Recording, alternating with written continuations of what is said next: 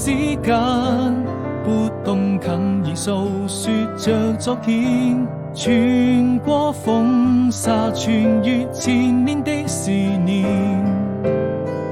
未來還有多遠，我們會在哪裡相見？一切又回到起點。我知道夜和白天已經越來越遠，你會用那些時光停留在這個瞬間，永遠記得你那張純真的笑臉。